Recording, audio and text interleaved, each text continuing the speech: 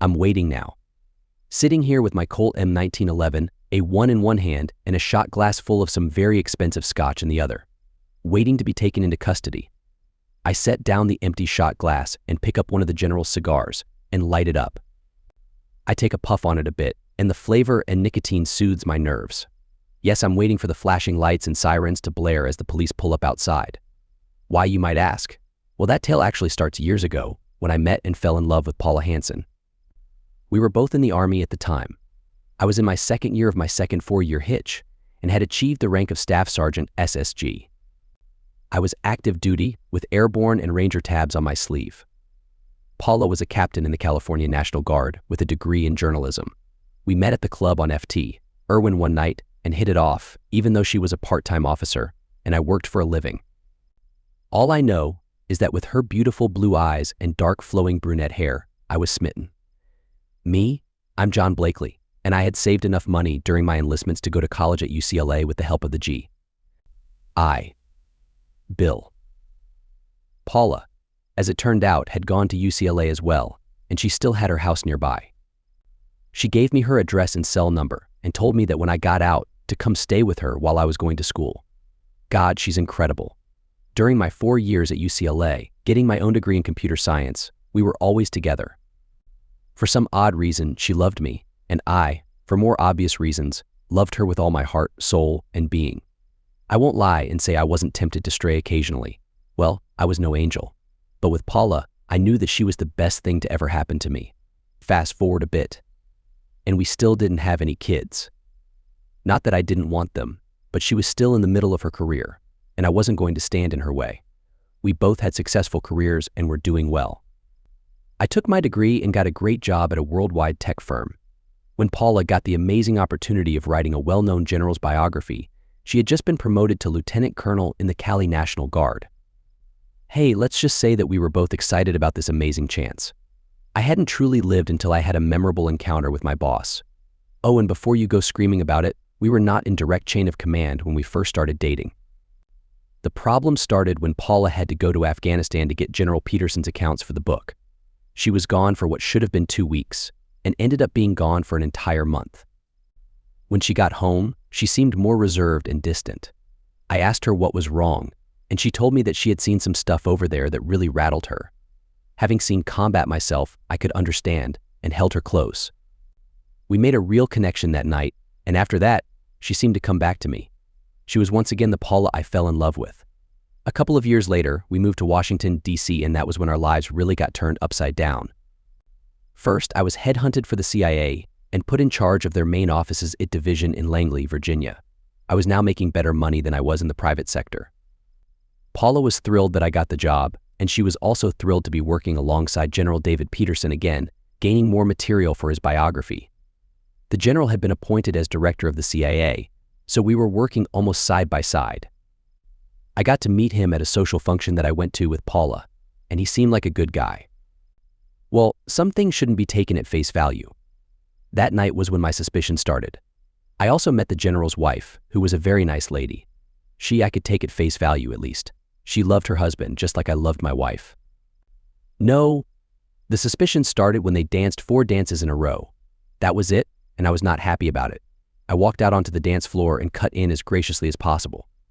In other words, I made it clear that I didn't appreciate his behavior.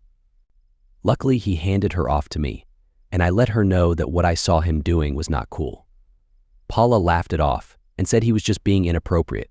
I tried to laugh it off too, but I couldn't help feeling uneasy about their interactions. Paula and I really talked it out that night when we got home. Sweetheart, I am sick of that guy crossing boundaries with you on the dance floor. It's not right for him to grope my wife like that, especially when he's my boss, I said with frustration. Don't be jealous, baby. He was just being flirty. Paula smirked. She might not have taken it seriously, but I did. No, Paula. I am not just being jealous, and you did nothing to stop him or discourage him. What does that tell me right there? I said, trying to make her understand my point of view. It should tell you to trust your wife, John. Paula brought up the issue of trust. Okay, fair enough. I do trust you, sweetheart. I just don't trust him. I shook my head slowly. Well, he's your boss, so you should trust him. Paula stuck her tongue out and crossed her eyes playfully, reminding me of one reason I fell in love with her in the first place. I laughed in spite of my concerns, and she came into my arms, hugging me affectionately. I appreciate that you would stand up for me against your boss. That's what I do, honey, I grinned, then hugged her again. We fell into bed that night, reaffirming our love for each other. I knew she had noticed my reaction at the dance, and I think she appreciated my protectiveness. I knew I could handle any challenges that may arise. I still stayed active and took care of my body to stay fit. The great thing about running in the morning was that Paula ran with me, and she always looked amazing. She kept in shape too, and I definitely enjoyed the view of my wife's incredible figure whenever we went for our runs. She had an amazing physique. The only person I knew with a better physique was Talisa Martin, a member of my cyber warfare team at the CIA. As a director, I wasn't just a tech geek. I was also trained in field operations. My background as a ranger helped with that. Cyber Warfare Division handled various important tasks, including computer hacking and other activities that required a competent covert operative. Talisa had a striking appearance, with her beautiful features and confidence. As my employee and a friend, I couldn't help but admire her, but I would never cheat on my amazing wife. I remained loyal to Paula, appreciating Talisa's qualities from a distance. Everything seemed fine for a few more months. With Paula transferring to the Virginia National Guard, she was quickly climbing the ranks. She was almost done with her book about General David Peterson. I read some of her work and complimented her on a great job. She thought I was just being biased because I loved her, but I assured her that if she made any mistakes, I would definitely point them out to her. She laughed, and I pulled her away from the computer just long enough to spend time together. The only thing nagging at the back of my mind was the top secret folder she had on her desk. Okay, I knew she had clearance for it, but to leave it unsecured was a breach of protocol. But that night, I pushed it aside and focused on enjoying our moments. I loved being with her, feeling a deep connection. The next morning, I asked her about the top secret file. "Oh, that's been declassified," she said nonchalantly. "Oh? What operation was it?" I asked out of curiosity. "It's the craziest thing." She laughed. "Some World War II operation called Wolf Bane, where a U.S. Army Ranger attached to the OS and a British CIS operative supposedly went into Hitler's bunker and executed him along with a bunch of werewolves. I think it was written up as a joke." She giggled as she shared the story with me. We both found the idea amusing, as it would have made a great fictional tale. "What were the names of the Ranger and the CIS agent?" I inquired, chuckling. "The Ranger was named First Lieutenant Colton Drake." She smirked, like anyone would actually believe that. "And the CIS agent was named Miriam Brindle." We laughed together, finding the whole operation to be a clever joke. My suspicions were momentarily calmed. However, something in the back of my mind still felt off. I couldn't quite figure it out, yet. The next Monday at work, Talisa found me chuckling to myself. "All right, boss. What has you laughing?" She raised an eyebrow as she stood there. "It's just an old declassified file that Paula brought home," I grinned, sharing the funny fake operation they had come across. She burst into laughter when I mentioned the fake report from General George S. Patton. We spent most of the morning joking about it and addressing any issues that arose. The feelings of unease slowly returned after a few hours. Talisa noticed that something was wrong. I usually keep my emotions hidden pretty well under most circumstances, but this just kept nagging me. Talisa could tell, as she could read people better than just about anyone around. She came into my office and closed and locked the door behind her. "Okay, boss, spill it. What in the world is going on?" I sighed. "Tally, what I'm about to tell you doesn't leave this room." "Understood." I looked at her. "Understood, John." She nodded. Everyone called me John or boss. I didn't mind. Talisa called me boss more than anyone else in our little corner of Langley. She only called me John when she knew that something was important. "Okay, I think Paula might be thinking of being unfaithful, if she hasn't done so already." I spit it out, giving it to her straight. Her eyes widened. "She better not." "Man, if she cheats on a great friend like you, I'll pick you up and show you what true friendship is." She gave me a grin. "But seriously, boss, do you really think she would do that to you?" My expression told her everything she needed to know about my feelings. From what I saw at the general's dinner the other night, yes, I do believe she would. I went on to describe in detail how she had been dancing with General Peterson, our big boss, and her attempts to convince me that it was just him being inappropriate. He could have just been drunk. Talisa shrugged, even though she knew the absurdity of that as soon as the words left her mouth. She grimaced when she realized that the general didn't drink. You know that he did it on purpose. I said flatly. She nodded. Yeah, he would have had to, she said. Darn, John. They both basically disrespected you in front of all those people. That was something that I didn't really want to think about. Yes, they had both disrespected me in front of a lot of our friends and coworkers. Talisa hadn't been there that night. Tally, what I'm about to do is off the books and of questionable legality. If you don't want to get caught in the crossfire, leave my office now. I looked her straight in her dark brown eyes. Her full lips were set in a determined line as she met my gaze steadily. And I'm with you, John. Whatever it is, I'm with you. She nodded. You might not be when I tell you what I'm going to do, I warned her. Just tell me, and whatever you say doesn't leave this room. She sat down across from me at my desk. Thanks, Tally. I smiled. I then outlined my plan to her, and she nodded support for each point. After 15 minutes of ironing out the finer points of my plan, she added a few more things we could do. I was reminded how good a friend she was, and how much she took her job seriously. What it boiled down to was, if Paula and General Peterson were having an affair, it could compromise national security. For those of you that say private lives don't have a bearing on professional lives, I'll just say this: in the world of international intrigue and national security, yes, they do. If a hostile foreign power gets wind that the director of the CIA is having a secret relationship with his subordinate spouse, you can bet that same hostile foreign power is going to do anything and everything in its power to compromise said director of the CIA or compromise the subordinate and his spouse. Blackmail is a powerful and accepted tool in the spy game. My job now wasn't just to separate from her if the previously supposed affair was going on. My job now included securing the safety of my country. If that meant exposing the director and my spouse, so be it. If nothing was going on, even better. But I wasn't going to take the chance that nothing was going on. Too much had nagged at my mind since the other night. Talisa and I figured that we should keep this operation between us and keep everyone else in the dark. I set up a dummy email account and used the system here to tap into the general's and my wife's phone lines. It's usually the responsibility of the intelligence community to monitor communications like this, but here at the CIA, we had the same equipment for the same purposes. Gotta love the redundancies of Homeland Security.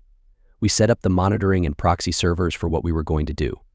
I was able to set up VPNs to the director's computer and Paula's home computer as well. I could now look over their shoulders and see whatever they were doing on their computers. I also set up my own laptop to record everything they did. As head of it, I was able to do that without drawing suspicion. It's relatively easy to say that I was just monitoring the systems for any suspicious activity. Besides, I had the software available to erase my hard drive in seconds, if needed. Part of me felt like I was betraying them, but not that big of a part. I knew that if something was going on, I would be doing my duty to protect my country. I would also be gathering evidence in case the general's spouse and I needed it for a separation. Talisa also implemented plans, copying the general's cell phone while I copied Paula's cell, that night at home. She also gave me the requisitioned surveillance equipment for my house, where I bugged my home phones. Talisa went undercover at the general's house for the same purpose, and planted bugs in their home phones as well. She also set up the monitoring software to pick up keywords that would indicate something other than professional behavior. Those files would then be emailed to the dummy email account that I had set up, just in case. I also set it up so that I could access that account from anywhere with wireless internet capabilities. It took 2 days to set everything up, and business went along as usual. I had my cell phone set up to receive alerts if any of the files got sent to my new email account. Paula's and the general's cell phones were never used for anything even remotely resembling inappropriate activity. It was all kept professional. The week after that, Benghazi happened. That was a mess from the word go. 2 private contractors and our U.S. ambassador to Libya died that night. It isn't my place to say whether or not everything was done that could have been done, but that was the point where things got really bad. You see, that night, Paula was out with the girls in her Virginia National Guard unit, or so she said. Also, when the situation got really intense, General David Peterson was also unreachable. His cell phone was turned off. It was at this time that I got a series of alerts on my phone from the email account for incoming mail. Talisa had set it up on a 24-hour update, which I had agreed to at that time, as anything more frequent could have been difficult to explain during dinner or something. So it was set up for midnight, when my phone was usually off, and I could check it in the morning once in the safety of my office. That night, however, I was wide awake and waiting for Paula to get home. When I checked the emails, I was shocked. I calmed down and called Talisa instead. "Hey, John, what's going on?" she asked with a yawn. "I'm forwarding these emails to you, Tally. Tell me what you think," I said, then sent them to her from my laptop through the proxy servers. She read them, and she was silent for a while before letting out a, "Oh my goodness," when she got the suggestive emails between Paula Blakely and David Peterson. "That's about the size of it, sweetie," I said. I was seething with anger and already planning to name the sorry individual in the separation proceedings and to share all of this evidence with Diana Peterson at my earliest opportunity. But first things first, as they say. After finalizing the next phase of our plan, I told Talisa to keep a low profile, and I would take the blame for this one if anything bad happened. It was after 3 a.m. When Paula finally got home. I was sitting up with a soda in one hand and a stack of papers in the other. I had printed out all of her emails between her and the general from the previous day. "Oh, honey, you're still up?" she asked, a surprised and somewhat guilty look on her face. "Yep, waiting on you, honey," I said with a bit of sarcasm in my voice. "Have fun with the general, girls?" I asked, grinning without any humor. "What are you talking about, John? You've been drinking." She tried to act defensive. "I'm talking about this right here, my darling loyal wife," I said, standing and handing her the emails I'd printed out. She gasped as she read each one, but her response wasn't what I had expected. "You spied on me," she shrieked. "No, I'm so sorry, honey. Let me explain." She went straight to accusing me of spying on her. "Wow. I catch you being unfaithful. Have already emailed these to a lawyer in preparation for our separation, and all you can do is accuse me of spying on you. Go to heck," I shouted at her. "Oh, and don't worry about your friend. He's going to be sued for alienation of affection, and I'll be naming him in our separation paperwork." I said that in a more conversational tone, giving her a nasty smile. "What have you done?" she said. "I've already sent your emails to Mrs. Peterson, too. She'll probably be filing for divorce on Monday, unless she's okay with him cheating on her." I gave her a more benign smile at that. "Tell me, Paula, did she or I deserve what you and your jerk boyfriend did to us?" But she had stopped listening and was on the phone immediately. "Yes, it's me. John knows. He's already sent the emails to your wife." "I know. What are you going to do about it?" "Okay, fine." She smiled at me as she hung up. "Let me guess. I'm fired?" "No big surprise there," I smiled back. "Worse than that, traitor." She smiled triumphantly at me. She was still unaware that her phone conversations were still being recorded. "No problem, there. I would have it tomorrow night at midnight." But she didn't need to know that yet. "Traitor? Me? You two are the ones putting national security at risk," I shot back. "The director of the CIA, having an affair with the wife of one of his subordinates. Do you even realize what would happen if a hostile foreign power found out about that? Do you realize that you, I, or even General David Jerkbag could be compromised? With everything out in the open, at least there won't be any blackmail to make you do what they want." Paula's face paled at that. "Yeah, cheaters never plan for worst-case scenarios." I walked over to where my gym bag was and picked it up. "While you think about how you've ruined our marriage, your career, your lover's career, and how you nearly caused a breach in this country's security, Paula, also think about the pain you've caused me, Mrs. Peterson, and their children. At least we don't have kids." With those words, I left her sobbing as I left the house and walked out to my '79 Camaro Z28. The red paint with the twin racing stripes down the length of the body was still my baby. My dad had helped me restore the classic sports car back when I was in high school. He'd bought me the body for my 14th birthday, and by the time I was 16, we had it fully restored. The first time I drove it after getting my license, I was pulled over for speeding. The cop let me off with a warning, and I took that warning to heart. I slowed the heck down until I could be sure that no cops or traffic cameras were around. I tossed my gym bag into the back seat, started the powerful 327 V8, and peeled out of the driveway. I'd backed in for a quick getaway and enjoyed squealing the tires as I gunned the engine.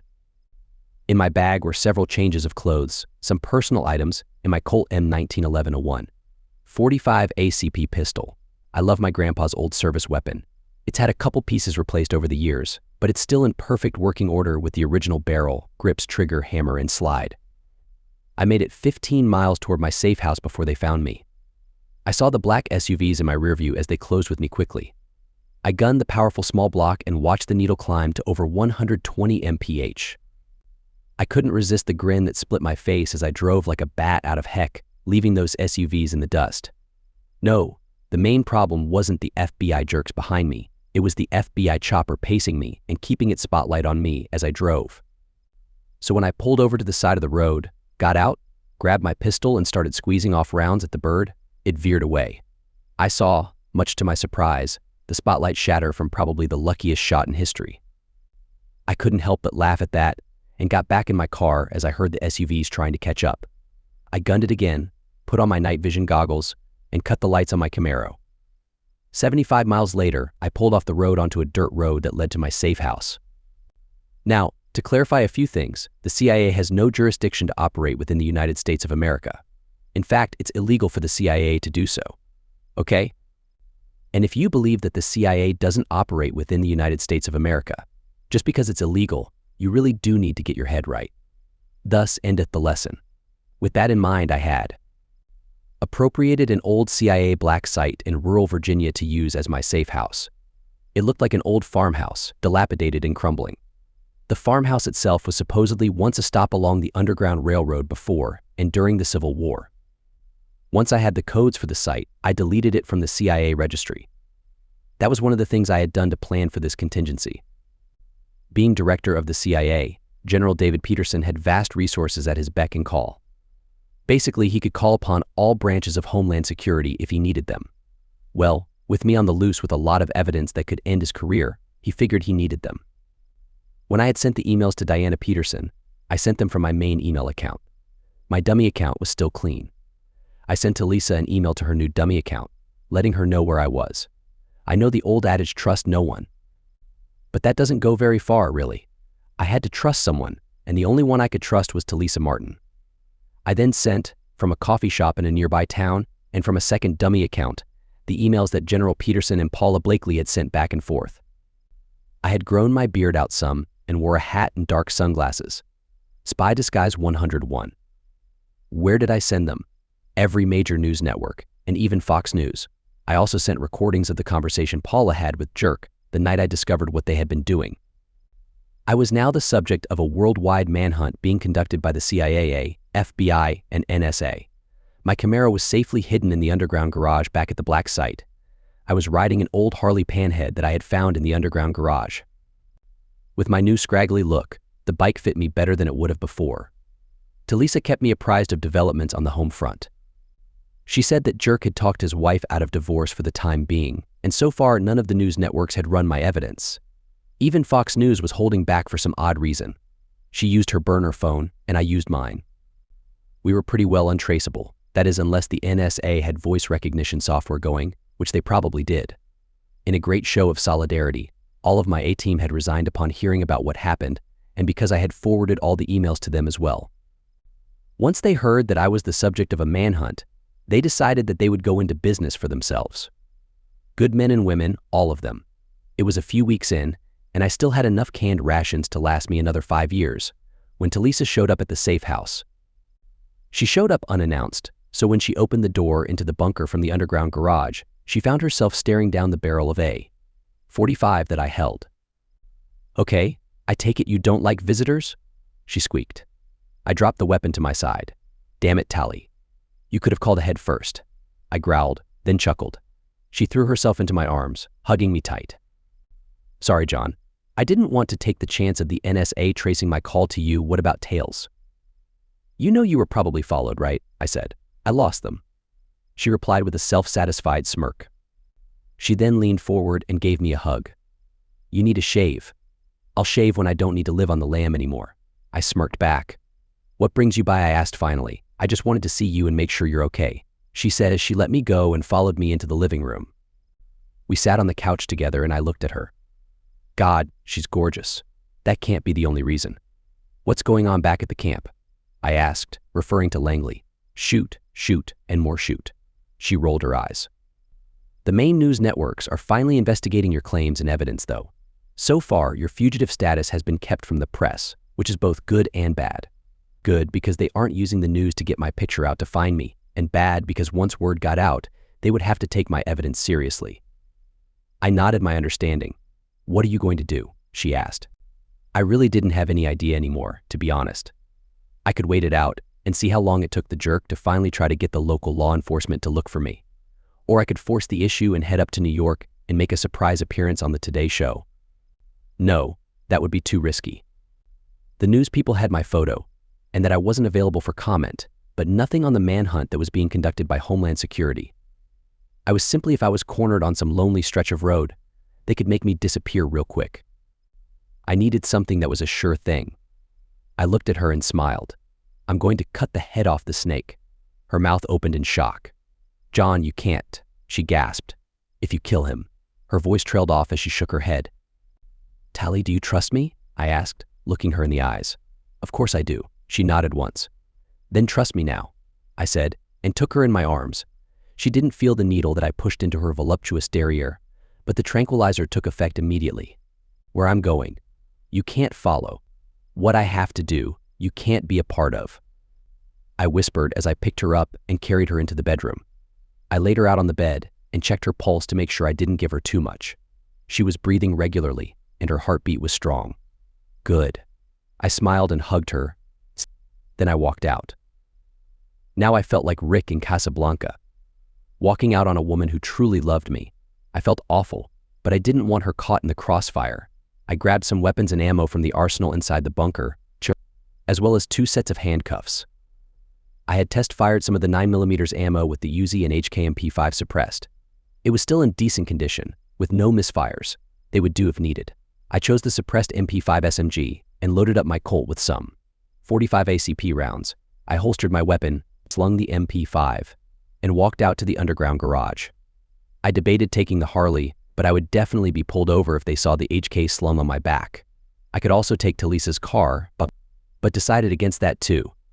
I didn't want anything I did tonight to come back on her, so I opted for my trusty Camaro. I figured that if I died tonight, or if I was captured, I would at least have one last drive to remember. I smiled as I opened the door and tossed the SMG onto the passenger seat. I buckled up, started her up, and listened to the rumbling purr of the engine as it begged me to let the horses run.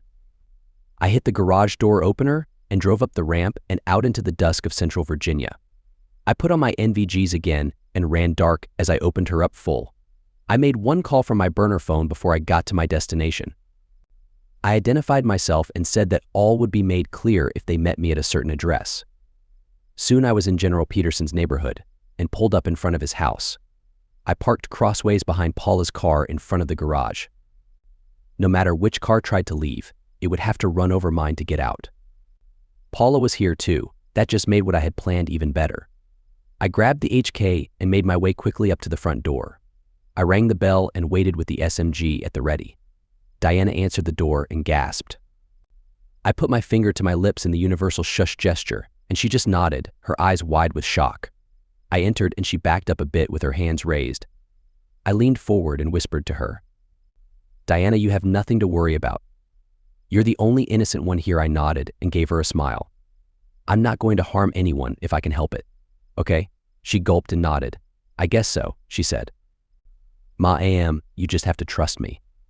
I'm not going to hurt either of them, but they've been dishonest with us for quite a while," I said in a serious tone. She nodded again and gave me a nervous smile. I slipped my left hand into my pocket and started the recorder going. I motioned for Diana to precede me into the living room where douchebag and slut were sitting. He smiled at her when she walked in ahead of me, but the smile froze and disappeared when he saw my ragged appearance and the weapon I was holding. The traitor himself. He shouted, but I pointed my weapon at him before he could rise. "Is that what you told your loving wife, jerk?" I growled. "That my evidence of your unfaithfulness was nothing more than me trying to undermine trust?"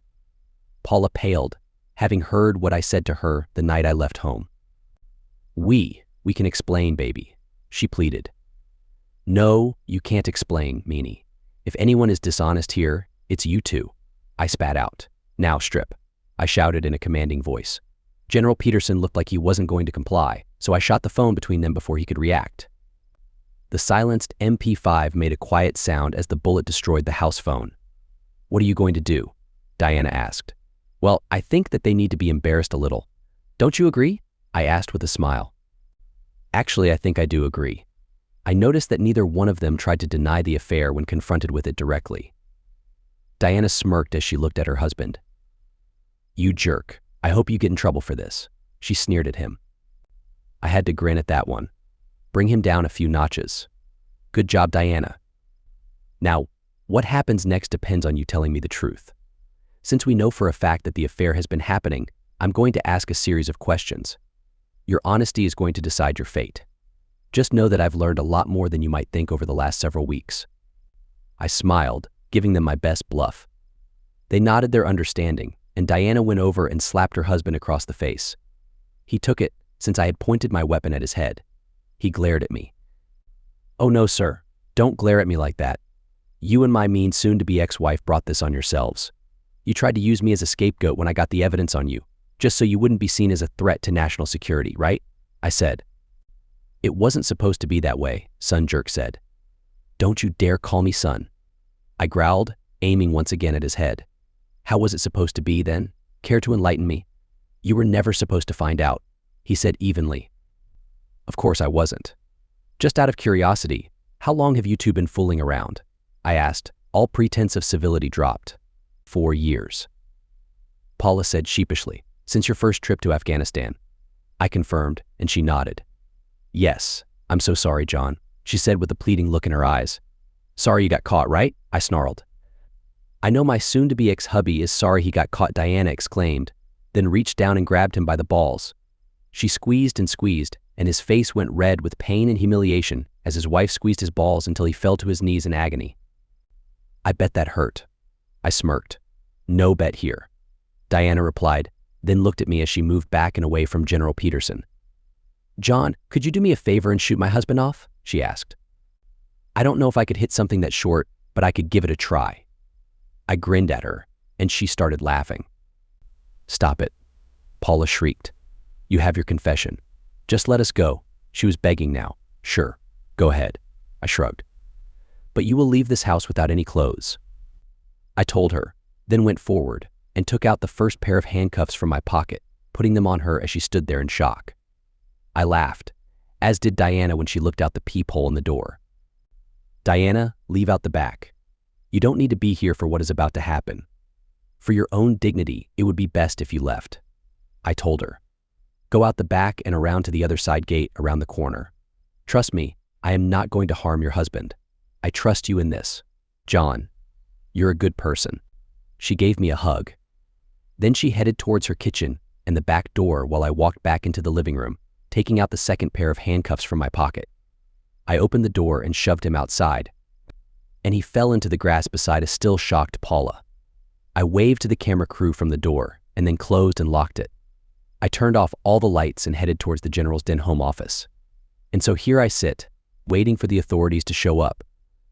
The news people must have finally called 911 as I sat there drinking the General's scotch and smoking one of his cigars. Damn it, if I was going to be arrested or taken away. I was going to enjoy myself a bit before that happened. I sat with my Colt on my knee, feeling a sense of peace. The old pistol had seen a lot of action over the last century. It had been made in 1912 and was one amazing weapon. It had seen action in World War I, World War II, Korea, and Vietnam. I had carried it since my dad gave it to me after my grandpa died. I smiled as I looked at it. The only thing I regretted was knocking Tally out before I set off on this important mission. I just hoped she could find it in her heart to forgive me. I was interrupted from my thoughts by the phone on the General's desk ringing. I picked it up. "This is General Jerk's den. I'm afraid the General is unavailable at the moment. May I take a message?" I leaned back and put my feet up on his desk as I took another puff from the cigar. "Mr. Blakely? Mr. John Blakely?" the man's voice asked. "Yep, John Blakely here." "Who's this?" I replied. "I'm Patrick Lackland, Channel 10 News. I'm speaking to you from across the street. Can you tell us why you've exposed your wife and former boss and sent them out of his house without clothes?" he said. I gave him the details of the entire situation. I told him how I was now being sought after worldwide due to the evidence that my wife and the General were having an affair. I also stated that I had even more proof now than before, including their admissions that they set me up to take the blame so they wouldn't be implicated in any ethical violations or seen as a threat to national security. Why would a scandal be a matter of national concern? he asked. Because if a hostile foreign power found out, they could easily manipulate and blackmail us. I explained as I laid it all out for him. But now that the truth is out in the open, I think it's important for me to have a say in this. For some unknown reason, my wife started a relationship with General Jerk over there. If I had to guess, I'd say she was drawn to his power as a high-ranking officer in the military and as director of the CIA. That was when I heard the sound of sirens approaching. It had taken them a while. Whoever called them must have waited until they were sure I was here. Well, Mr. Lackland, it looks like my ride is here. I'll be surrendering shortly. But before I do, I just want to say one thing, I said. What is it, Mr. Blakely? He asked. I'm sorry, Tully. If I could go back in time, I wouldn't have drugged you. I paused. Mr. Anything debt? Oh, Lackland, please make sure this story gets broadcasted on every news channel between now and tomorrow evening. I think we can make that happen, Mr. Blakely. Good luck to you, he said as I ended the call. Now it all came down to luck. Well, I figured my luck couldn't get much worse. I had used up all my good luck tonight by getting my revenge on Assholio and Slut Woman. I poured myself another glass of soda and took one more bite of my pizza. I picked up my trusty Nerf gun from my lap, removed the darts, and made sure it was unloaded. I set it on the desk, then did the same with my water gun. When the SWAT team crashed through the front door, I put down my Nerf gun and finished my pizza. I closed the soda bottle and stood up with my hands in the air. The first officer through the door saw that I was already surrendering, so he had his teammates cover him and approached to put handcuffs on me. He then informed me of my rights, and I acknowledged that I understood. I chose to remain silent, only breaking that silence to request an attorney and my one phone call.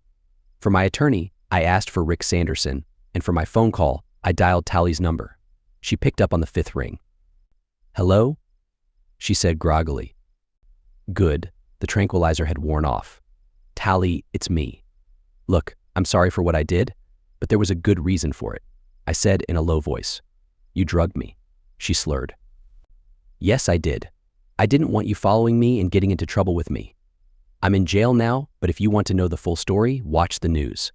Patrick Lackland on Channel 10 got my exclusive interview, in case you're curious. I smiled, relieved that everything was out in the open. Nothing hidden like Paula and her general asshole would have wanted.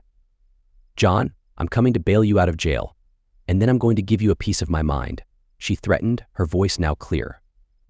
Yeah, her adrenaline must have worn off the rest of the tranquilizer quickly, and I'll let you give me a piece of your mind as much as you want. At least I managed to keep you out of jail, and that means a lot to me.